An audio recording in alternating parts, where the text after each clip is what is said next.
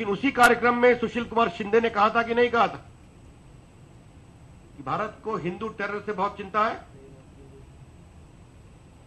चिदंबरम साहब ने क्या कहा था जब वो गृह मंत्री थे, उन्होंने सैफरन टेरर की बात कही थी। बीजेपी का दृष्टिकोण बहुत ही स्पष्ट है कि आतंकवाद का न कोई ईमान होता, न कोई धर्म होता, न कोई आस्था होती। इसलिए हमने कभी मुस्लिम टेररिज्म की बात नहीं की है, हमने जिहादी टेरर की बात की है। और यह सवाल हमारे प्रधानमंत्री से ही पूछा गया था, हमने स्पष्ट कहा था कि इस देश के मुसलमान भी राष्ट्रभक्त हैं। तो ये हिंदू टेरर, सैफरन टेरर की बात कर करके भारत के आतंकवाद के खिलाफ संकल्प को कमजोर किया जाता है। यह हमारा बहुत स्पष्ट रूप से कहना है।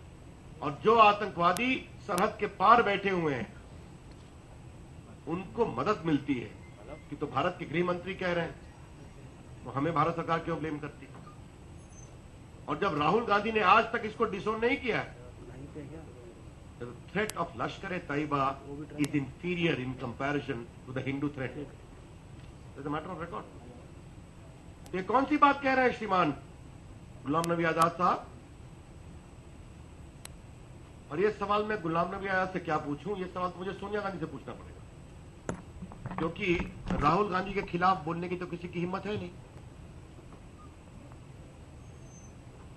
एक भारत के प्रधानमंत्री थे जिन्होंने एक ऑर्डिनेंस बनाया था, उसको नॉनसेंस कहा गया था, तो उसके बाद तो ऐसे ही मैसेज चला गया कि कोई उनके खिलाफ नहीं बोल सकता। सोनिया गांधी से हमारा स्पष्ट सवाल है,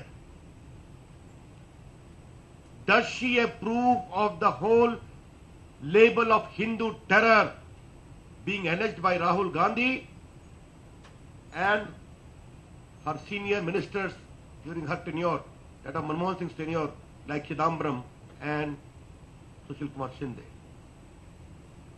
और अगर इसे डिसोन नहीं करना है तो जो राजनाथ जी ने कहा है वो 16 आने सही है।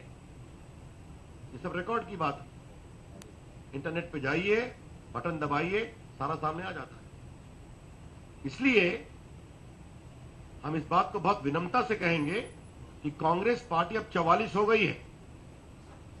क्या अभी भी आतंकवाद के मुद्दे पर उसने जो स्टैंड लिया है, apart from corruption and bad governance, उसका भी हाथ है। हमारी अपेक्षा होगी देश एक स्वर में बोले, देश को एक स्वर में बोलना चाहिए। जब हिंदू आतंकवाद की बात करते हैं, सैफरन टेरर की बात करते हैं, ये कौन सी बात कही जाती है? तो कहीं ना कहीं कंट्री के इरादों को कमजोर करने की कोशिश है, purely for vote bank politics. ये बात हम बहुत विनम्रता से कहना चाहेंगे। उसमें एक दूसरी बात कहनी है कि कल राहुल गांधी जी गए थे पुणे।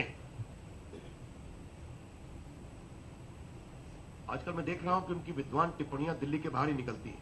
अच्छी बात है, उनको अधिकार है लोकतंत्र में। उन्होंने एक बात कही कि संघ ओनली प्रमोट्स मीडियोक्रेसी। आदरणीय जेटली जी ने कुछ बात कही है, मुझे उसको सप्लीमेंट करते हुए दो बात कहनी है। राष्ट्रीय स्वयंसेवक संघ एक राष्ट्रवादी संगठन है और उसने एक से एक विद्वान, प्रामाणिक, पारदर्शी, ईमानदार, बुद्धिजीवी और नेताओं को पैदा किया है। और राहुल गांधी को मैं बहुत विनम्रता से कहूंगा, मैं भी एक स्वयंसेवक हूं और इस सरकार के बहुत से मंत्री, प्रधानमंत्री सहित स्वयंसेवक हैं और उनको जनता ने बहुत ईमानदारी से चुना है, विश्वास करते हैं। राहुल गांधी जी, अगर आपने इतने विद्वान लोग को प्रमोट किया था जो मीडियोकर नहीं थे, तो 10 साल आपकी सरकार में ऑपरेशन लूट चल रहा था, वो लोग इंटेलिजेंट थे कि मीडियोकर थे? Coal block scam, 2G scam, Commonwealth scam, तो ये सारे जिस पर आप बहुत खामोश रहे, लेकिन जो आपकी टिप्पणियां हो रही थी, जो कल आप कर रहे थे, तो आपने कभी अपने समय को देखा था कि वे आर द इंटेलिजेंट पीपल और मीडियोकर पीपल? ये हम राहुल गांधी से पूछना चाहिए। और हम कहां से लोग हमारे आते हैं, कितने इंटेलिजेंट हैं, ये तो देश तय करेगा। लेकिन राहुल गांधी जी, हमारे यहां इंटेलिजेंस होने का सर्टिफिकेट सिर्फ एक परिवार से नहीं आता है। तो Rahul Gandhi, whoever are there a part of our party, our ideological moorings, their intelligence, their intelligent quotient, their intellect will be determined by the way we govern and how people respond. At least we have the supreme satisfaction. We don't draw upon intelligence only from a particular family, regardless of the standards. मित्रों, मुझे अपनी ओर से इतना ही कहना था। अब आपके कोई सवाल हो तो उसका मैं उत्तर दूं।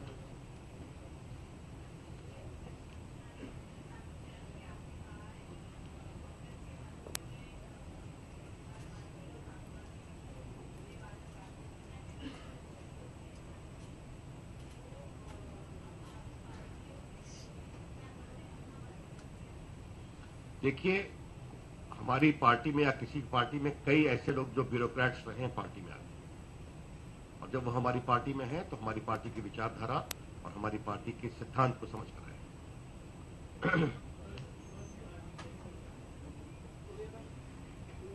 मैं इस पर कोई कमेंट नहीं।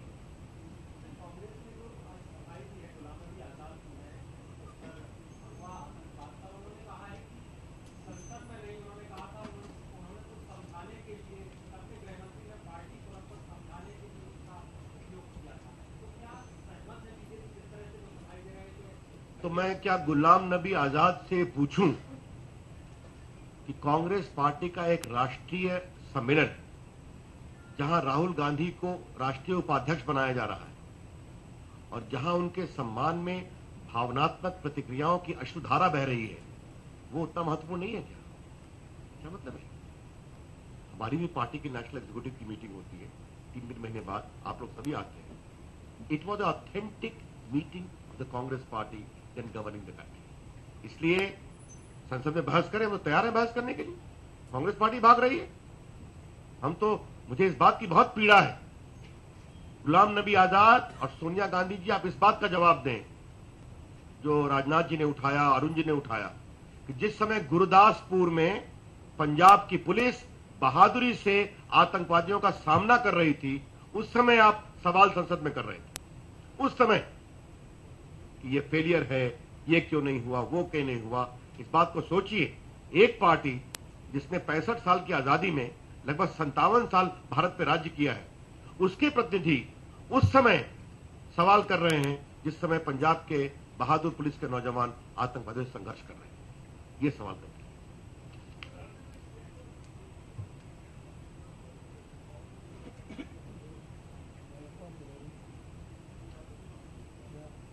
Well, I can tell you, after becoming the governor, he has ceased to be a member of the party. He is the holder of a constitutional post. And this question should be directed to him. He has surely a machinery to respond. He is no more the member of the party.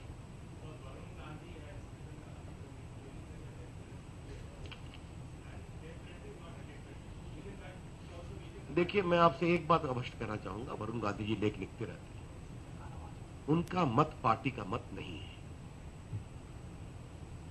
आपको मालूम है कि फांसी के मामले पर कई के विचार अलग अलग हो सकते हैं, लेकिन सुप्रीम कोर्ट ने rare of the rarest cases में इसको अवॉर्ड करने का एक नियम बनाया हुआ है, उसका पालन होता है।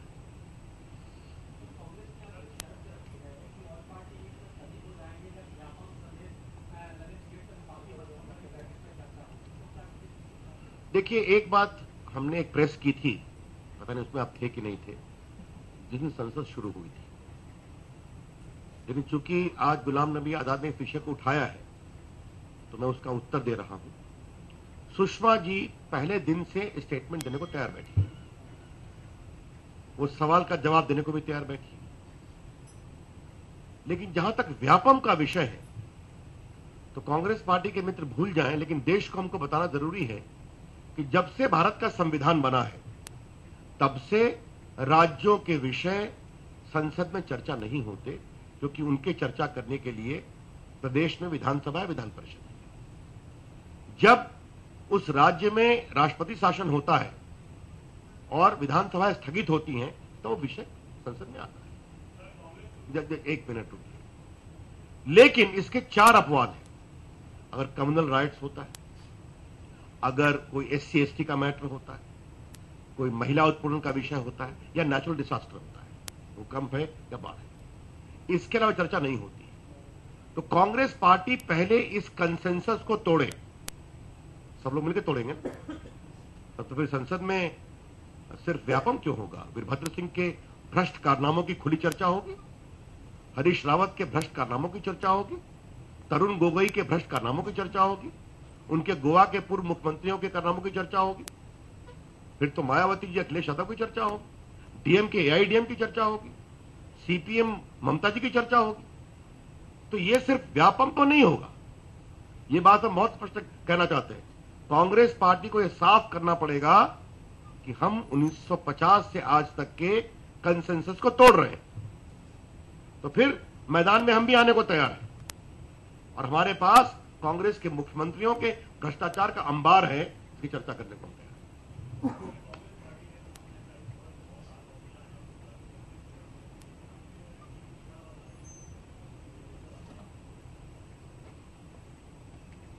देखिए, मैं आपको एक बात स्पष्ट कर दूं, कांग्रेस पार्टी सवाल उठाएगी तो इसका मैं उत्तर दूंगा। लेकिन आपने पूछा है तो मैं एक बात स्पष्ट करना चाहता हूं। 2 प्रकार के स्टैंप होते हैं, एक होते हैं कमेमोरेटिव, एक होते हैं डेफिनेटिव। डेफिनेटिव स्टैंप रोजमर्रा के उपयोग में आते हैं। दुर्भाग्य से 10 साल से यही हो रहा था कि अधिकांश स्टैंप एक परिवार के हुआ करते, ठीक है, और गांधी जी के हुआ करते, और कभी कभार उसमें डॉक्टर अंबेडकर दिखाई पड़ जाएगा। फिलाटली एडवाइजरी कमेटी ने इस पर गंभीर आपत्ति प्रकट की, और एक जो मैंने निर्णय किया है, मैं आपको बताना था, यह विषय आज का नहीं था, आपने सवाल उठाया है, तो मैंने कहा है कि देश के वो सभी लोग, महत्वपूर्ण लोग, जिन्होंने देश को बनाने की कोशिश की, उन सबों के नाम का स्टैंप उपलब्ध होना चाहिए। और ऐसे कौन लोग हैं?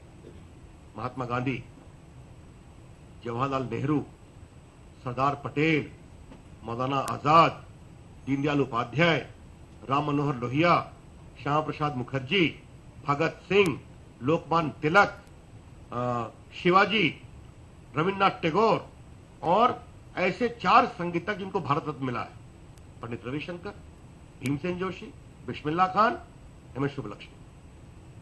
ये तो पूरे देश को एक प्रकार से लेकर चलने की बात है। और अगर कांग्रेस पार्टी को इतनी परेशानी है तो यही मेरा जवाब सुन लीजिए। कांग्रेस पार्टी 10 साल से सरदार पटेल कहां गायब थे? मौलाना आजाद कहां गायब थे? सुभाष चंद्र बोस कहां गायब थे? ये सभी तो आजादी के आंदोलन के बड़े नेता थे। ये बड़े सवाल, मैंने कहा मना किया कि नहीं होंगे? ये तो मैंने नहीं कहा आपसे, ये तो मैंने नहीं कहा आपसे। लेकिन एक परिवार के केंद्रीकरण को अब विस्तार से किया जा रहा है, पूरे देश को सामने लाया जा रहा है। हाँ, सुब्रमण्यम भारती, और आपकी जानकारी के बता दूं, हम कैसे काम करते हैं, वो कैसे काम करते हैं। CPI के लोगों ने मुझसे आग्रह किया था कि भूपेश गुप्ता को मरे 125 साल हो गए। मैंने फैसले किया है उनके सम्मान स्टैंप जारी रखना। ये हमारे काम करने का तरीका है, जिसने देश को अपने तरीके से बनाने की कोशिश की। हम सबों का सम्मान करते हैं।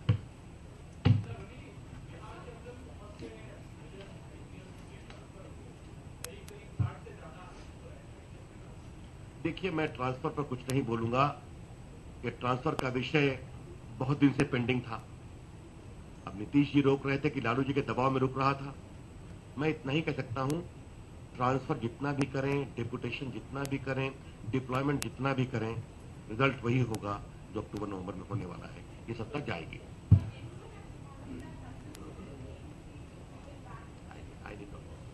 Anything further? Thank you.